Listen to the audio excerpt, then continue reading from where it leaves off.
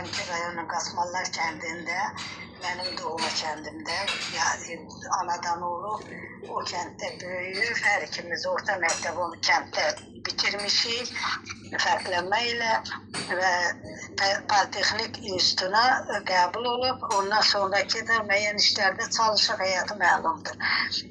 Amma bu aləminə 7-ci, 8-ci sinifdən aslan qədəm qoyur. Özdə onun bir Layla şeiri var, Layla şeiri. Hardasa 80-ci ildə yazıb o şeiri. O şeiri bütün bizim məktəbin məzunları hamısı bir-birinə yazıb, hamısı bilirlər. Çoxdan yazılmış şeydir. Hər bir yazdığı onun qələmindən çıxan dəyərli olubdur. Amma müəyyən səbəblərdən çox heyf ki, çox yazılar itdi. Gənclik yazılarının çoxsu itirdi, nə bilim, belə.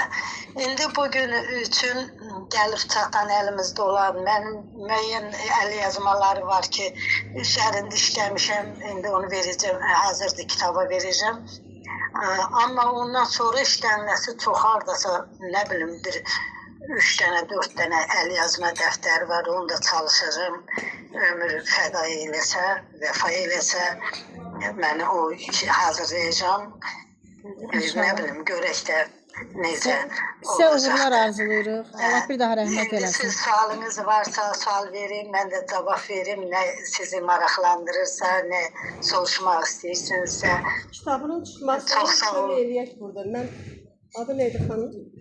Elə mi? Hə.